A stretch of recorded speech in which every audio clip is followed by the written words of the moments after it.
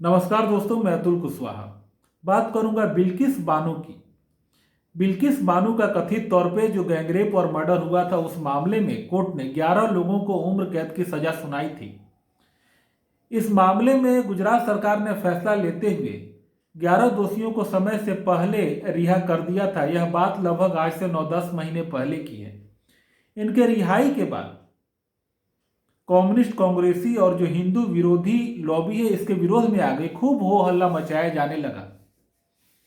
बाद में महुआ मोइत्रा और सुभाषिनी अली ने इसके खिलाफ सुप्रीम कोर्ट में याचिका डाल दी।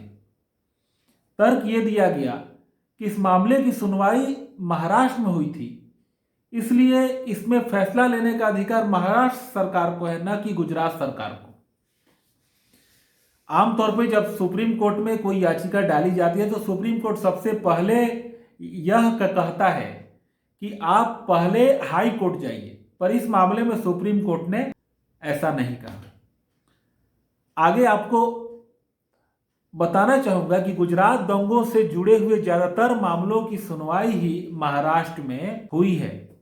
तीस्ता सितलवाड़ याचिका डालती थी और तीस्ता सितलवाड़ की याचिका पर जस्टिस आफ्ताब आलम ही सुनवाई करते थे। मतलब ये लगभग पक्का रहता था कि तीस्ता सितलवाड़ की याचिका जस्टिस आफ्ताब आलम के ही कोर्ट में जाएगी। अब ये कैसा घालमेल था, इस पर कुछ कह पाना मुश्किल है। आज इस मामले में फैसला लेते हुए सुप्रीम कोर्ट ने गुजरात सरकार के फैसले को रद्द कर दिया है और तर्क ये दिया है कि इस मामले में फैसला लेने का अधिकार महाराष्ट्र सरकार को है और 11 दोषियों को 2 हफ्ते के भीतर जेल भेजने को कहा है।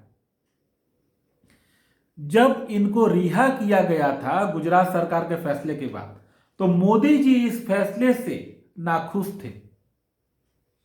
शुरू में जो कम्युनिस्ट हिंदू विरोधी लॉबी के द्वारा जो आरोप लगाया गया वो केंद्र सरकार पे लगाया गया, तब केंद्र सरकार ने कह दिया कि ये गुजरात सरकार का फैसला है। मतलब केंद्र सरकार इस मामले में शुरू से ही बैकफुट पर थी और मोदी जी नहीं चाहते थे कि इनको रिहा किया जाए।